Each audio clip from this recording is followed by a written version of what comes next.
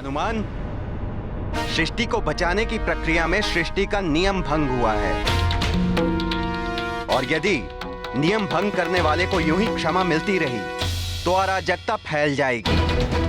नियम का पालन कोई नहीं करेगा। पुत्र कालदेव, सृष्टि की रक्षा करने में आप भी असमर्थ रहे थे। हनुमान ने जो भी किया है वो परिस्थिति के अनुसार उचित था। नहीं पिताश्री, वो उचित नहीं था। हनुमान ने काल के कार्य में हस्तक्षेप किया था। काल चक्र विपरीत दिशा में घूम रहा था। ग्रह नक्षत्र की स्थिति परिवर्तित हो गई थी।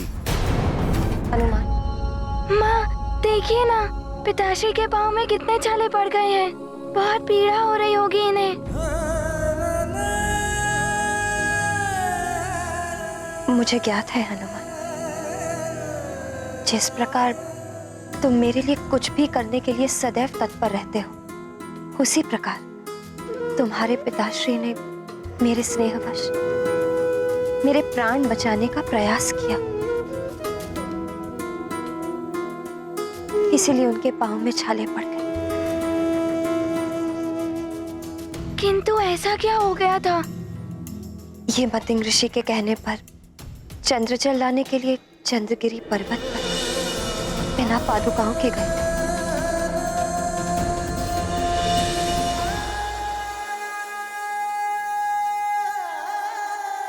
पिताश्री, आपको तो बहुत पीड़ा हो रही होगी ना?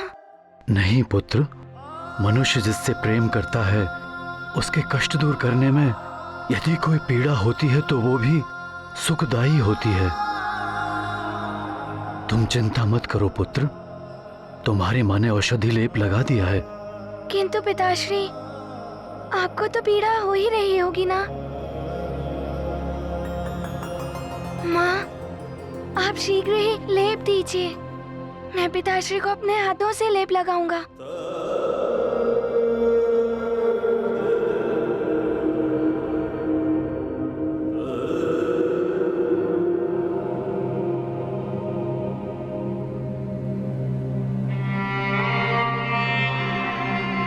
पिताश्री, पाँव रखिए यहाँ। पिताश्री, मैं नहीं था ना, इसलिए आपको इतना कष्ट उठाना पड़ा। किंतु आपने बताया तक नहीं और आप मेरे लिए युद्ध अभ्यास करने लगे। पुत्र हनुमान, माता पिता के लिए संतान के सुख के समक्ष किसी भी पीड़ा का मोल नहीं है। किंतु पिताश्री, आपको कष्ट में देखकर मुझे बहुत दुख हो रहा है। ये लो हनुमान।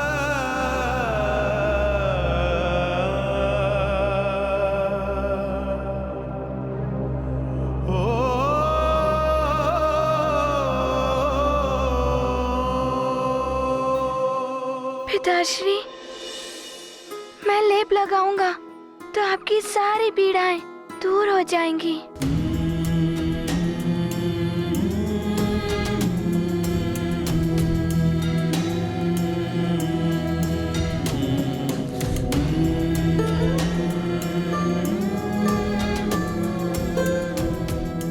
मुझे तो असीम सुख की अनुभूति हो रही है पुत्र।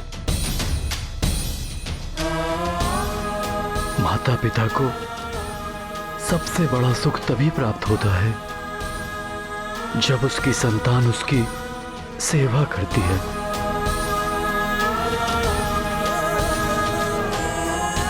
पिताश्री, मुझे भी आपकी सेवा करते हुए असीम आनंद का अनुभव हो रहा है।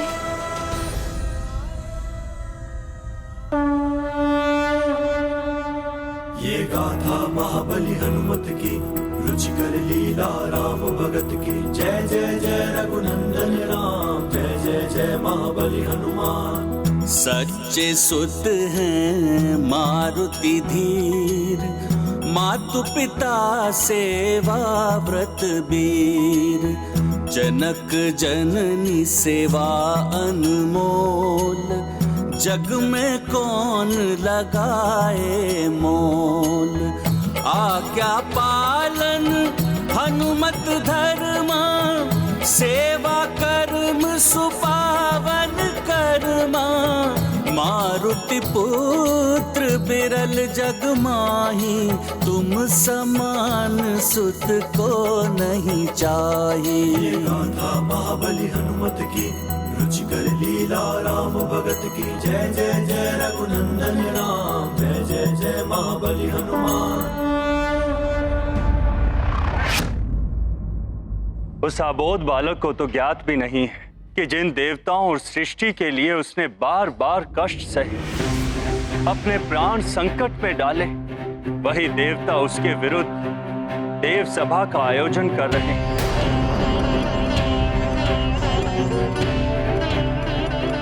कितने दिनों के पश्चात आज वो नन्हा बालक अपनी मां के आंचल में सोया होगा।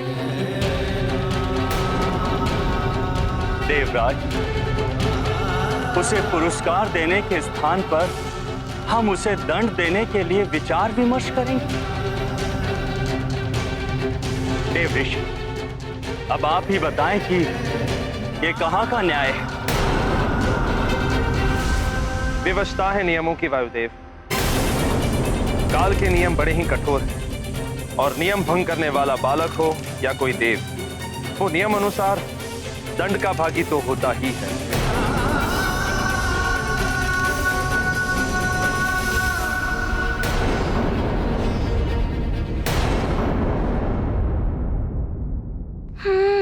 वो स्वप्न, किंतु पिताश्री तो वैसे भी कष्ट में है। उन्हें स्वप्न के विषय में बताऊंगा तो वो और विचलित हो जाएंगे। मैं स्वयं ही स्वप्न के विषय में समझने का प्रयास करता हूँ। यही है वो स्थान जहाँ से वो आसुरी छाया आगे बढ़ी थी।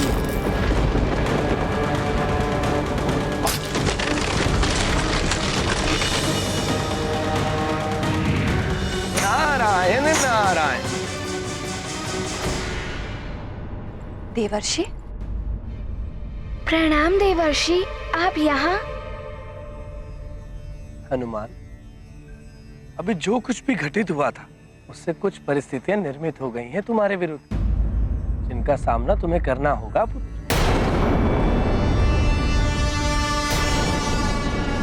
प्रणाम देवर्षि। आप किन परिस्थितियों के विषय में बात कर रहे हैं? हनुमान से कोई भूल हुई है क्या? देवी अंजना, अंधकार को दूर करने के लिए ज्योति स्वयं को जलाती है। इसे ज्योति की भूल कहेंगे क्या? ऐसी ही कुछ भूल हुई है हनुमान से, किंतु इसे भूल समझने वाले देवताओं ने हनुमान को दंड देने के लिए देव सभा बुलाई।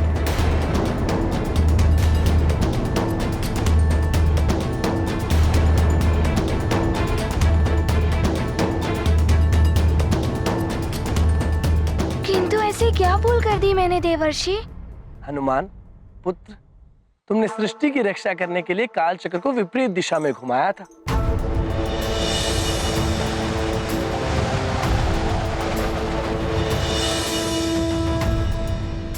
जिससे समय असंतुलित हो गया और ग्रह नक्षत्रों की स्थिति परिवर्तित हो गई। यही भूल थी तुम्हारी।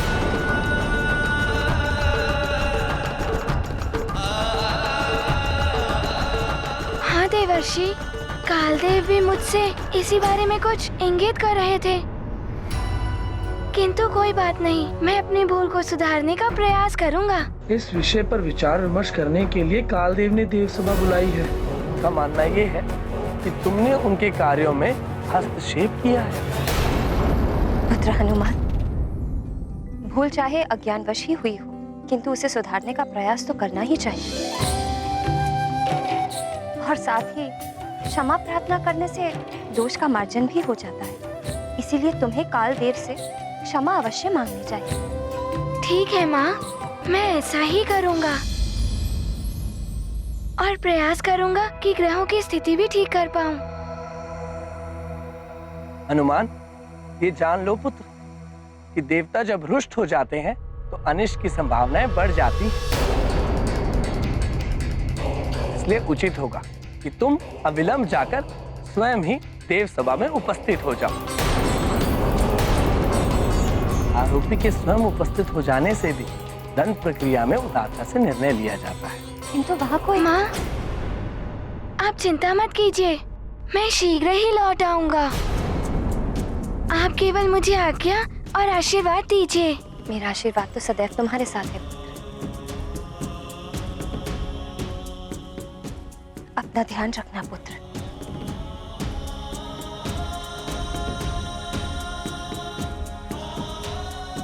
प्रणाम देवर्षि। नारायण नारायण।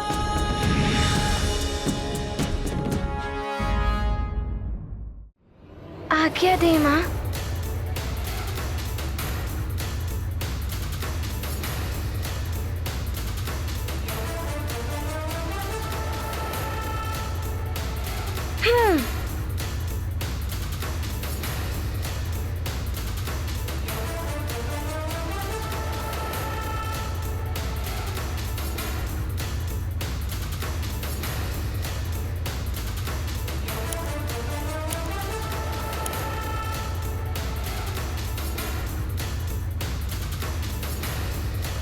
ग्रह नक्षत्र तो यही है, किंतु मुझे तो ज्ञात ही नहीं है कि इनकी पूर्व की स्थिति कैसी थी। अब मैं कैसे इनकी स्थिति ठीक करूंगा?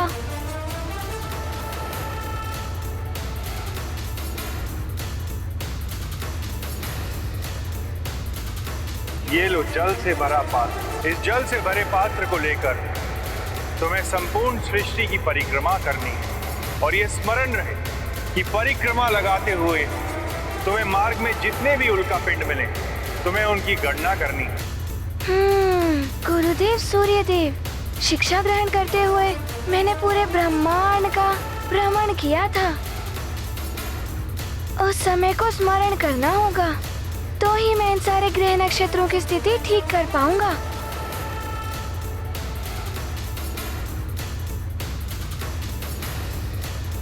अब मुझे ग्रहों का ज्ञान दीजिए। तो ये है ग्रह नक्षत्र की स्थिति, किंतु आज की स्थिति?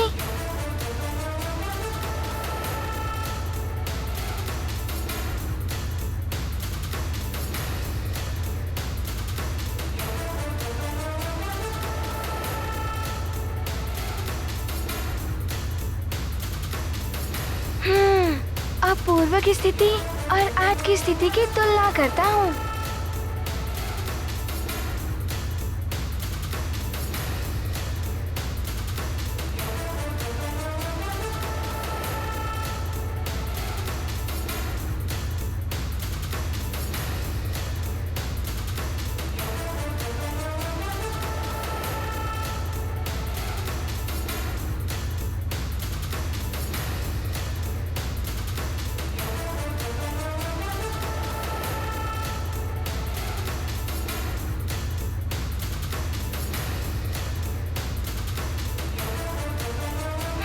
अब ग्रह नक्षत्रों की स्थिति पूर्ववत हो जाएगी।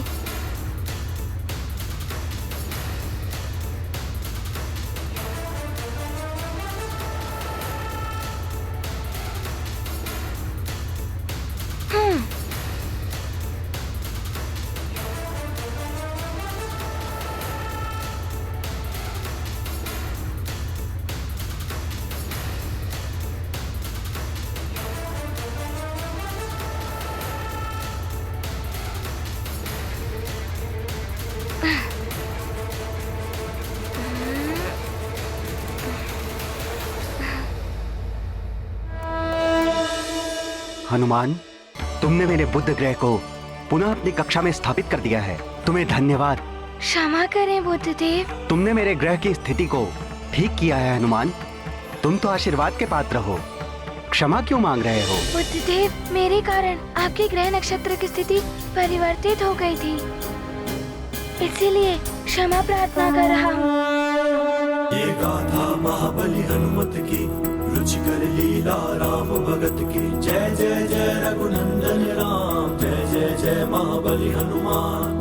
जय बजरंग ज्ञान के सागर, तब विवेक से सृष्टि उजागर, अर्चित ज्ञान सकल प्रणाम शनिदेव। अपनाते, सृष्टि को मंगलमय बनाते। अपनी भूल सुधार करे जो, सच्चा पीर कहे जग उसको। महाविनम्र महाबलशाली, मारुति महिमा जग से प्रणाम बृहस्पति निराली। देव। गाथा महाबली हनुमत की, रुचिकर लीला राम भगत की। जय जय जय रघुनंदन राम, जय जय जय महाबली हनुमान। जय जय जय रघुनंदन राम, जय जय जय महाबली हनुमान। भूल तो सबसे होती है, किंतु महान वो होता है जो अपनी भूल को स्वीकार करता है, जो अपनी भूल से उपजी हुई विसंगतियों का शमन करने का प्रयास करता है। अपनी भूल के लिए विनम्रता के साथ क्षमा मांगने वाला व्यक्ति दुर्बल नहीं, साहसी होता है, क्योंकि क्षमा मांगने का साहस सब नहीं कर पाते। भूल करने से उत्पन्न हुई विसंगतियां कभी कभी बड़े अनर्थ का कारण बन जाती हैं। अतः यदि कोई भी भूल हो तो शीघ्र ही उसे स्वीकार करके उसका निवारण करना चाहिए।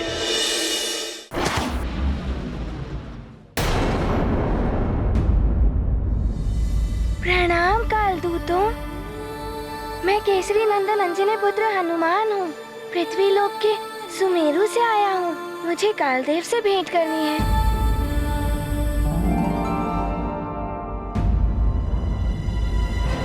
हनुमान, अब तुम यहाँ क्या करने आए हो? पहले तो तुम्हारे पास कालदेव के लिए समय ही नहीं था। मुझे क्षमा करें चित्रगुप्त जी।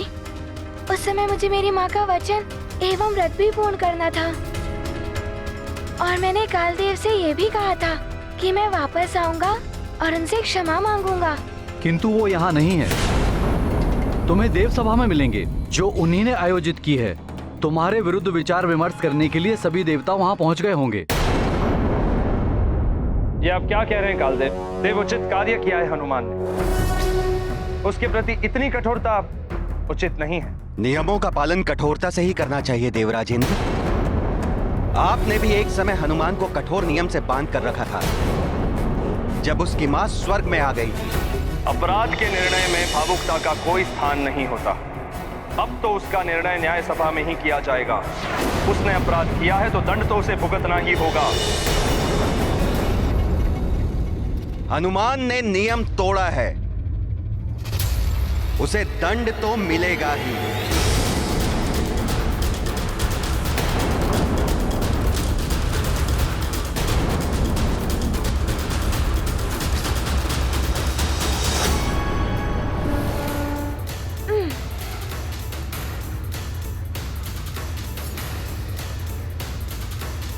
प्रणाम देवगणों।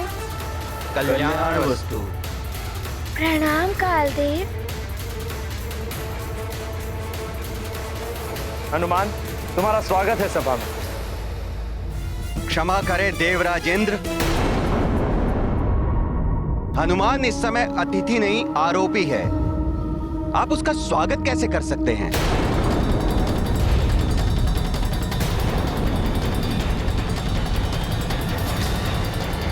कालदेव,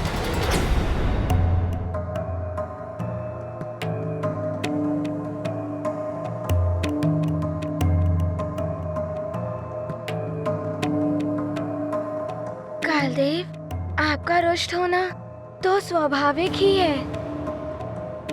मैं आपसे क्षमा मांगने ही आया था। मुझे क्षमा कर दीजिए।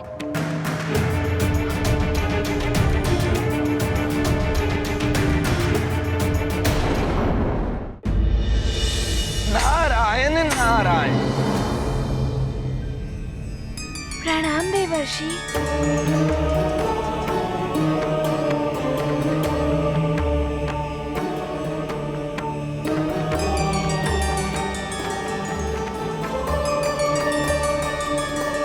कालदेव, स्वीकार करता हूँ कि मैं अपराधी हूँ, किंतु मैंने सृष्टि की ही रक्षा के लिए ये सब किया।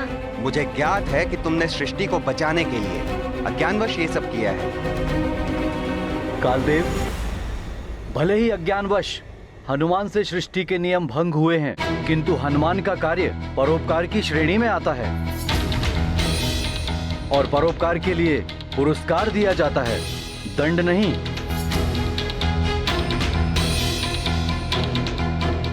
हनुमान ने क्षमा प्रार्थना कर ली है कालदेव, आपको हनुमान को भी क्षमा कर देना चाहिए।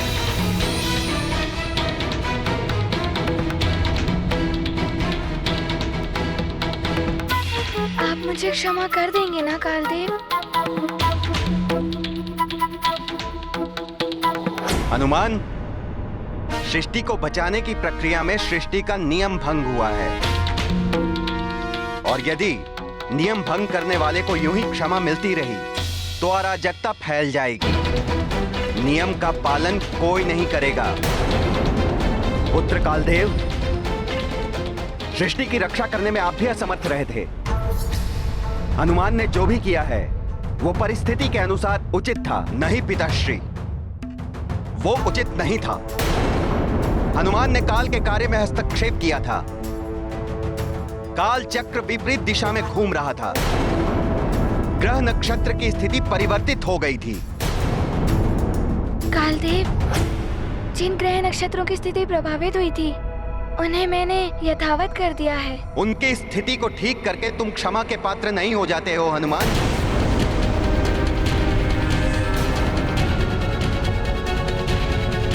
हनुमान ने काल के कार्य में हस्तक्षेप किया था। काल चक्र विपरीत दिशा में घूम रहा था। ग्रह नक्षत्र की स्थिति परिवर्तित हो गई थी।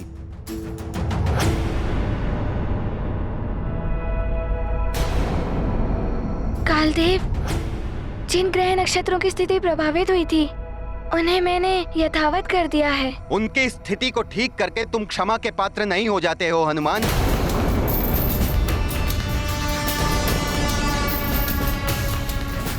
किंतु कालदेव, हनुमान ने अमृत की रक्षा करके हम सभी देवताओं पर बहुत बड़ा उपकार किया है। देवराज, मैं कालदेव की बात का समर्थन करता हूं। जो नियम तोड़ेगा वो दंड का पात्र तो होगा ही, और यदि नियम का पालन नहीं करना है तो नियम बनाने की आवश्यकता क्या है?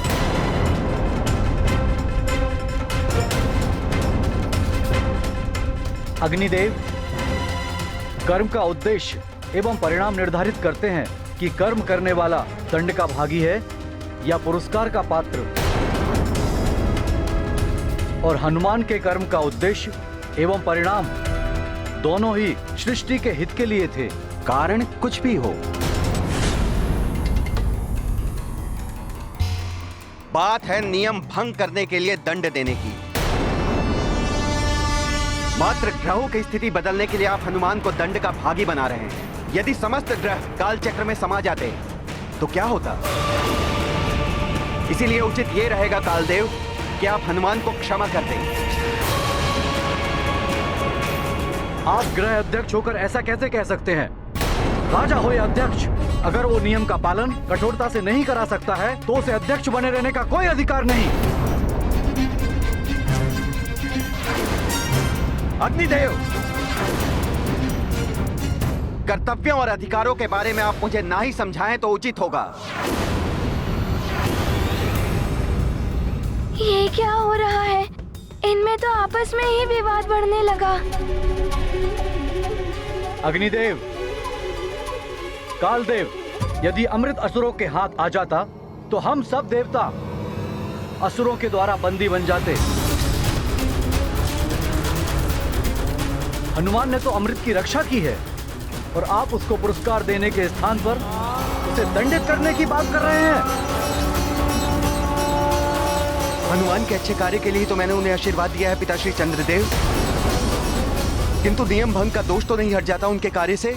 पुत्र बुद्ध, सत्कर्म से अर्जित किए हुए पुण्य पापों को क्षय कर देते हैं, तो अच्छे कर्म दोष का निवारण क्यों नहीं कर सकते? चंद्रदेव सत्य कह रहे हैं। हनुमान दंड का पात्र नहीं है।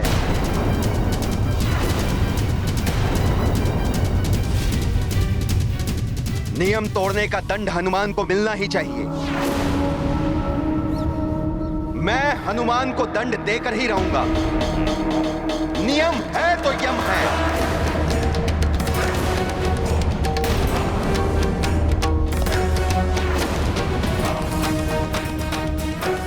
मेरी एक छोटी सी भूल इतने बड़े विवाद का रूप ले लेगी, ऐसी तो मैंने कल्पना भी नहीं की थी। कहीं इनमें देव संग्राम न छिड़ जाए। हनुमान को कोई दंड नहीं देगा। यदि उसे दंड देने की कोई चेष्टा भी करेगा तो उसे मेरे साथ युद्ध करना होगा।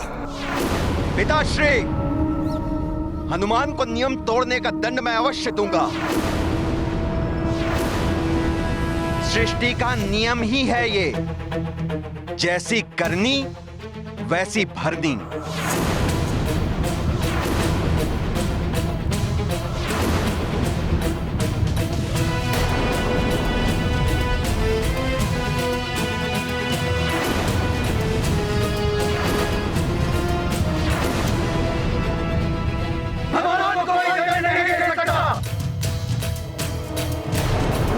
यदि इसके लिए मुझे अपने पुत्रों के विरुद्ध शस्त्र भी उठाने पड़े तो मैं पीछे नहीं हटूंगा। हाँ, हम पीछे नहीं हटेंगे।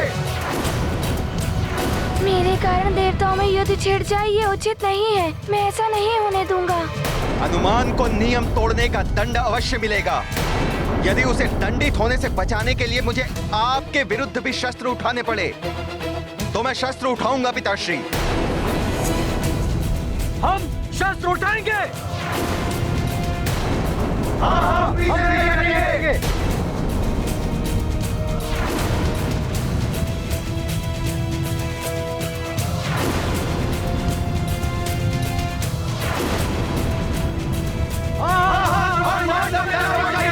रुक जाइए आप सब, रुक जाइए।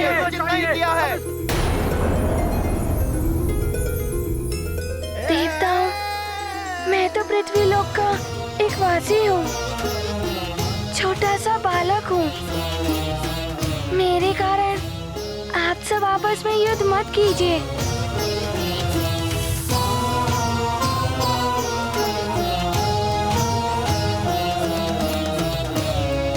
कालदेव, मैंने अपने पुत्र धर्म का पालन किया है। मुझे मात्र मेरी माँ का वचन पूर्ण करना था। तो तुम अपनी माँ का वचन निभाने के लिए हम देवताओं के भी नियम तोड़ दोगे? क्या तुम्हारी माँ हम देवताओं से भी बड़ी हो गई है क्या?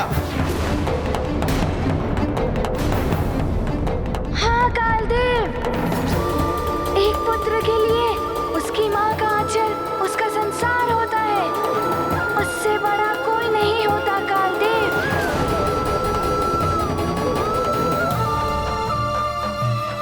कालदेव, मेरी जननी देवी है मेरी माँ। मेरी सृष्टि करता है मेरी माँ। वो नहीं होती तो मेरा जन्म भी नहीं होता। मेरी माँ से बड़ा कोई देवता नहीं, कोई देवता नहीं, कोई देवता नहीं। सत्य है हनुमान, माँ ही तो सृष्टि करता होती है। माँ ना हो तो जगत ना हो। पुत्र हो तो हनुमान जैसा, जो माँ की महानता को समझता है। अपनी माता के चरणों की सेवा करने वाला पुत्र मोक्ष का अधिकारी होता है हनुमान। मातृभक्ति का अनुपम उदाहरण हो तुम। माँ विधाता की सबसे सुंदर रचना है। माँ संतान को जन्म देने वाली, सृष्टि के सृजन की सबसे बड़ी सूत्रधार है माँ। उसका आंचल संतान के लिए स्वर्ग से भी अधिक सुखदायी होता है, जिसमें पलकर ही संतान संसार को देखने और समझने योग्य बनती है। यदि मां ना हो तो संतान ना हो, ये संसार ना हो। जिस प्रकार गजानन गणेश ने गौरी शंकर को सर्वोच्च स्थान दिया था, उसी प्रकार हनुमान ने भी मां को सर्वोच्च स्थान दिया है। माता पिता की सेवा ईश्वर की सेवा है। जो ऐसा करता है उसे किसी भी तीर्थ या दान पुण्य की आवश्यकता नहीं होती, वो मोक्ष का अधिकारी हो जाता है। कालदेव, मेरी माँ ने मुझे सीख दी थी कि माता पिता से बड़ा संसार होता है, इसीलिए मैं संसार की रक्षा करने हेतु जो कुछ भी कर पाया वो मैंने किया। और उसी मध्य मुझसे कोई भूल हुई हो तो मुझे दंड स्वीकार है।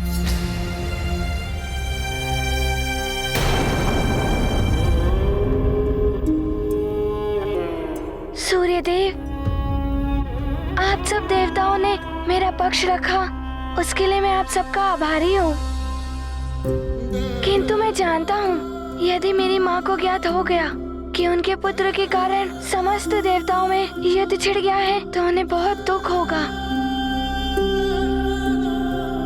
और उनके दुख से बड़ा दंड मेरे लिए और कुछ नहीं होगा।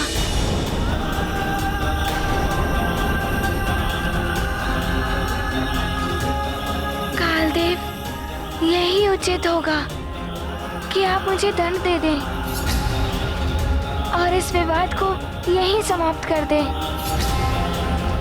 मैं दंड के लिए प्रस्तुत हूँ।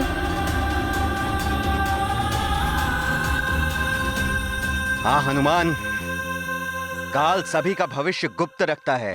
समय से पहले किसी को भी ज्ञात नहीं होता कि काल कब, कहां, कैसे, क्या कर सकता है।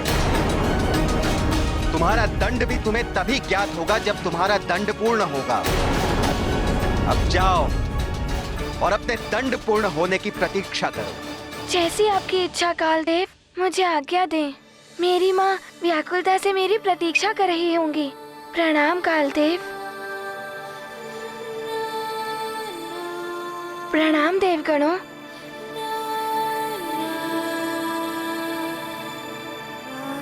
प्रणाम देवराज।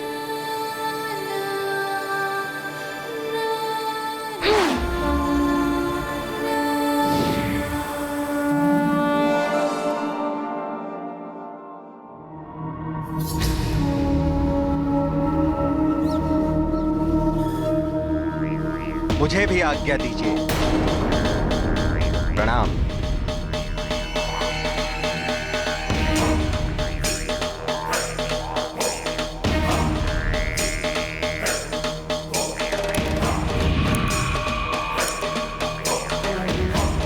विवादी देव, हनुमान के प्रति कालदेव की ये कठोरता उचित नहीं है। देवेश्वरी, धूप जहां पातिक के लिए असहाय होती है, वहीं संसार के लिए जीवनदायिनी शक्ति होती है। वृक्ष की छाया पथिक को सुखद प्रतीत होती है, वही छाया वृक्ष के नीचे उगने वाले पौधों के विकास के लिए बाधक होती है। अतः उचित अनुचित का दृष्टिकोण सबका भिन्न भिन्न होता है।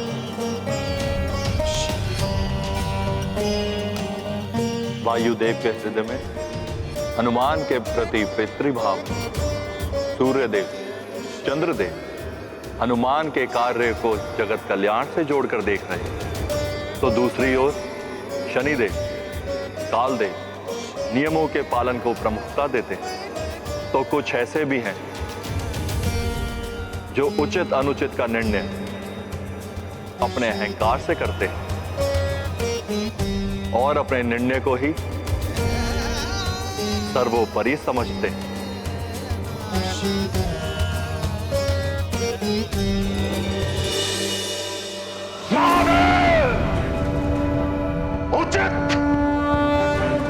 उचित नहीं हुआ है जो हुआ है।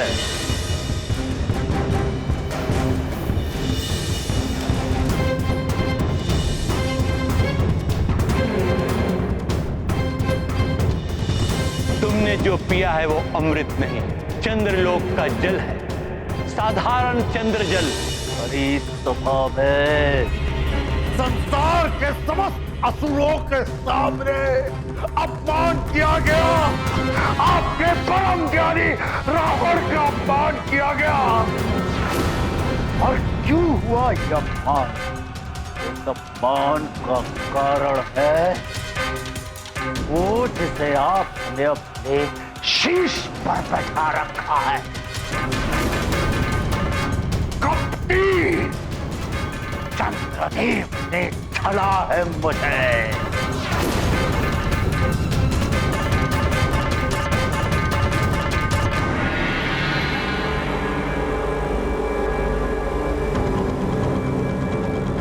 उतार कर फेंक दीजिए उस कपटी चंद्र को अपने शीश से, चंद्रशेखर महादेव,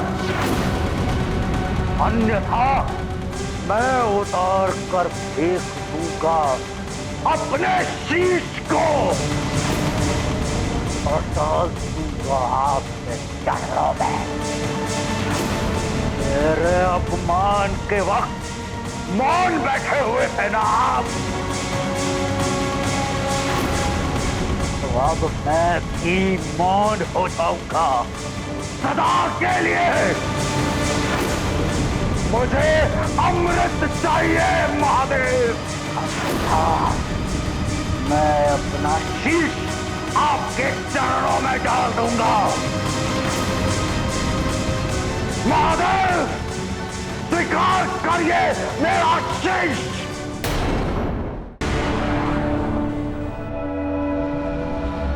समय से पहले किसी को भी ज्ञात नहीं होता कि काल कब, कहां, कैसे, क्या कर सकता है। तुम्हारा दंड भी तुम्हें तभी ज्ञात होगा जब तुम्हारा दंड पूर्ण होगा। अब जाओ और अपने दंड पूर्ण होने की प्रतीक्षा करो। अच्छा होता कालदेव दंड के विषय में बता देते, ना जाने क्या दंड देंगे, वो किस रूप में देंगे। भवन के द्वार पर कोई है, कुछ देखा सा प्रतीत हो रहा है ये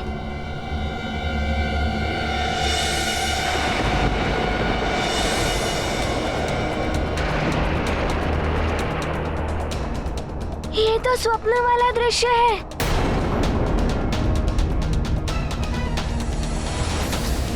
सैनिक, ये कार्य अति आवश्यक है, शीघ्र हो जाना चाहिए। कहीं ये पिताश्री तो नहीं?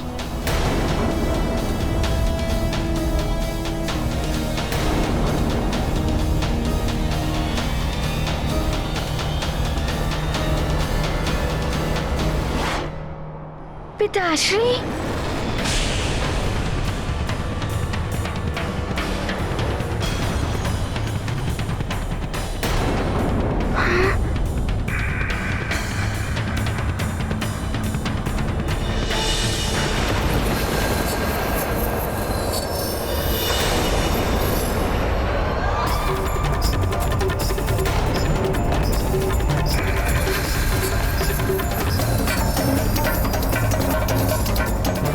छाया स्वप्न में जो देखा था वो तो सत्य हो रहा है।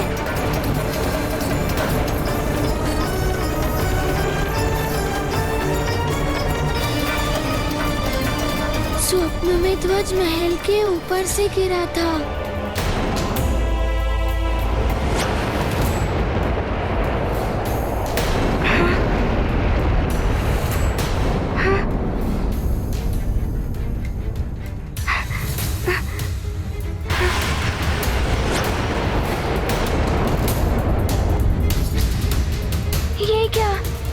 ध्वज कहीं मेरे पिताश्री के ऊपर गिर गया तो?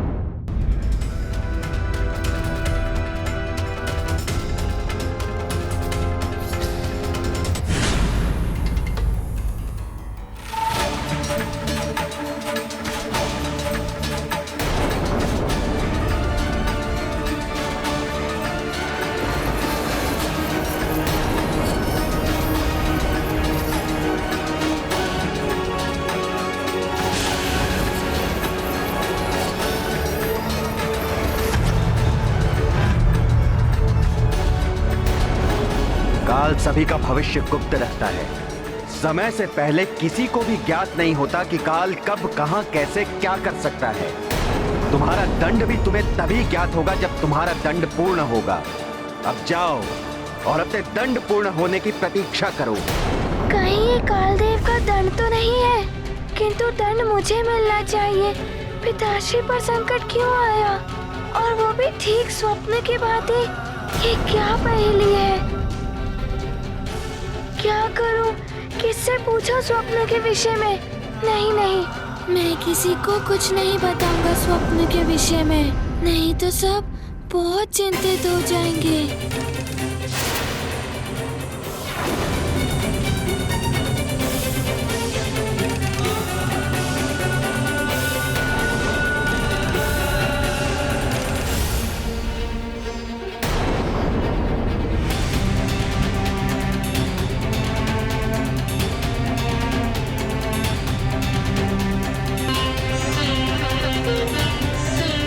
क्या हुआ पुत्र?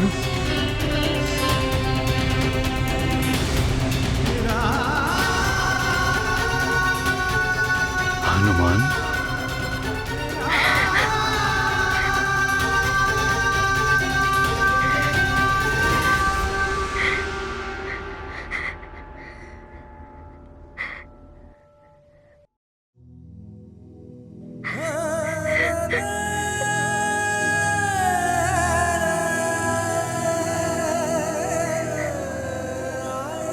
ये क्या? मेरा पुत्र हनुमान रो रहा है। कितने असुरों को परास्त करने वाला हनुमान, सारी सृष्टि के संकट हरने वाला हनुमान रो रहा है।